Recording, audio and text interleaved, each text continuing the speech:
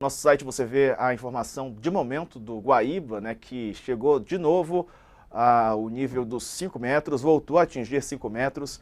Há previsão de ultrapassar o recorde anterior, né? Muita água. Veja aí o vídeo, a cota do Guaíba às 3h15 da tarde de hoje atingiu 5 metros e 1 centímetro, nível 41 centímetros a mais do que no sábado, dia 11, quando a água atingiu a menor altura desde o início das enchentes, que deixaram mais de 140 mortos no Rio Grande do Sul. As informações são da Secretaria Estadual do Meio Ambiente e Infraestrutura e da Agência Nacional de Águas. A projeção da Defesa Civil é de que a água ultrapasse os 5,5 metros. Nível do Guaíba vai ser o maior da história caso a previsão se concretize. No domingo, as cheias do estado, quando estavam no ápice, a água chegou a 5,33, agora pode chegar a 5,5, 5,5.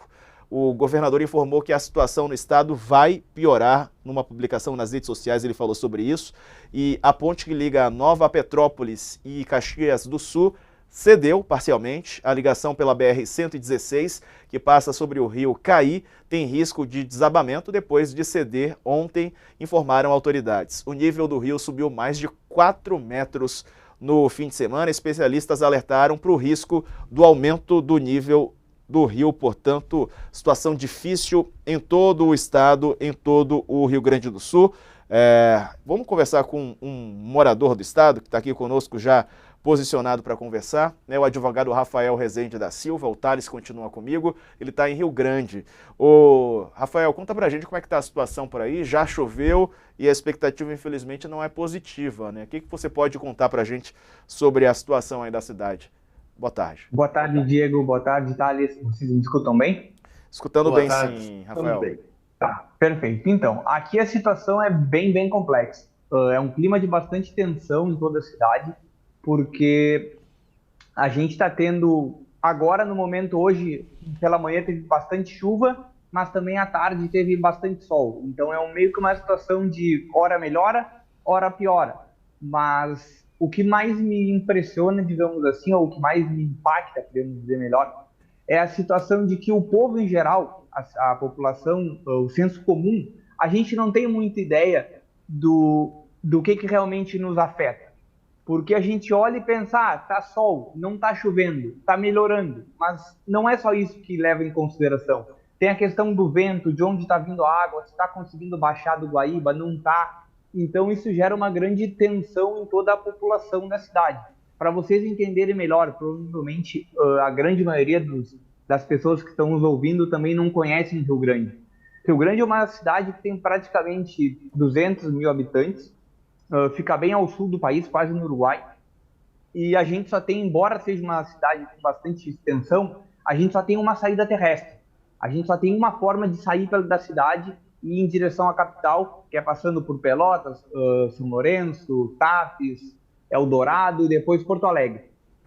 A outra forma de a gente conseguir sair da cidade é por via marítima. A gente tem que pegar uma balsa, ir para São José do Norte e depois fazer uma migração para o litoral norte. Então só tem duas formas de sair. Se começar a encher a cidade, enfim, por Porto Alegre a gente já não consegue ir pela via terrestre, porque perto de Eldorado a estrada trancou. Se o mar, a lagoa no caso, não tiver em condições aptas, a gente fica ilhado, porque a gente não vai ter como sair da cidade. Então a gente tem esse grande problema. Até para exemplificar, se eu sair da minha casa aqui, Rio Grande tem água por todos os lados. Se eu sair da minha casa, sair da minha porta aqui de casa, independente do lado que eu for, eu vou chegar em água. Pode ser que para alguma direção eu demore um pouquinho mais, mas se eu for para a esquerda, para a direita, para frente ou para trás, eu dou em água em todos os lados. Então a gente está praticamente ilhado, só tem uma saída que a gente não consegue nem chegar na capital do estado, que é 350 quilômetros daqui, porque a estrada está trancada, e a gente acaba ficando nessa situação de bastante tensão, porque a hora está chovendo. Por exemplo, ontem choveu bastante, hoje de manhã choveu, agora à tarde está sol, mas o sol não é suficiente para nos garantir uma melhora. E aí o que também está acontecendo, que a gente percebe, e eu posso dizer até com uma certa, não digo autoridade, mas com certo conhecimento quanto a isso, porque o final de semana eu fui em alguns abrigos ajudar, é a seguinte situação: a gente vê que quando abre o sol, algumas pessoas já pensam que a situação está boa e querem voltar para suas casas. mas isso é uma falsa impressão. É que nem a representante da Defesa Civil estava comentando. A pessoa acaba tendo uma falsa sensação de segurança, quer voltar para sua casa, evidentemente numa boa intenção, daqui a pouco com medo de a sua casa não estar em segurança ou algo do tipo, ou querer voltar para casa, enfim, porque com certeza estar em casa é melhor do que estar num abrigo, mas a pessoa acaba saindo de um lugar onde ela está segura e voltando para uma área de risco, porque é uma área que provavelmente nos próximos dias vai aumentar ainda o nível das inundações, enfim, e vai voltar a ter problema.